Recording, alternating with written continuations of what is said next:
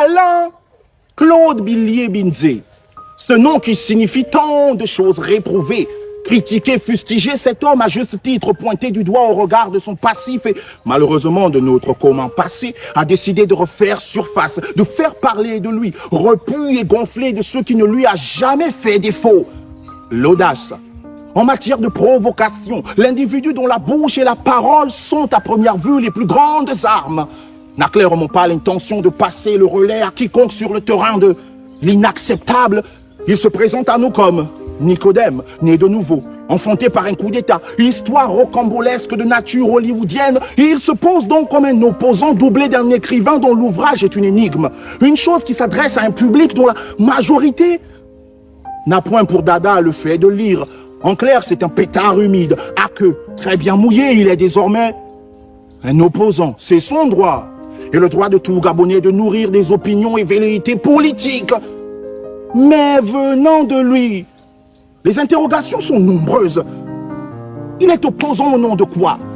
Car celui qui ne sait pas où il va a au moins pour obligation de savoir d'où il vient. Ici, nous ne nous positionnons pas au nom d'un parti ou d'un comité de quelque nature que ce soit. Le questionnement qui est le nôtre est nourri par nos meurtrissures, notre histoire et ce passé lointain et surtout récent où nous avons été, semble-t-il, faits moutons de panurge.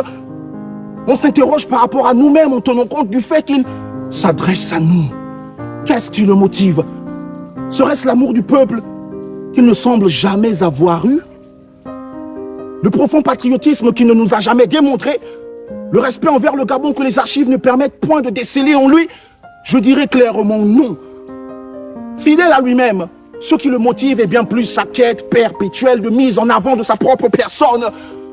Il y a certes quelques vérités, de plates évidences, que sa bouche qui a répandu trop de vinaigre décrédibilise, malheureusement.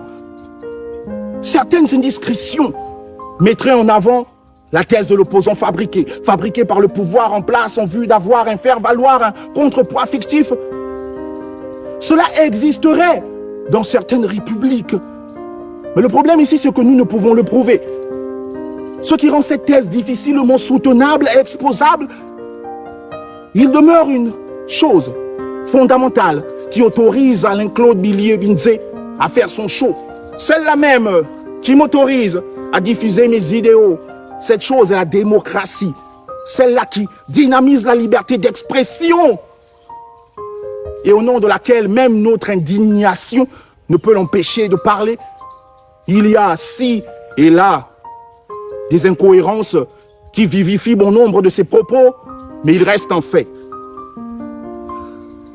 C'est que le message est condamné à être fortement noyé en sa majorité au nom de son très discutable et tristement célèbre messager.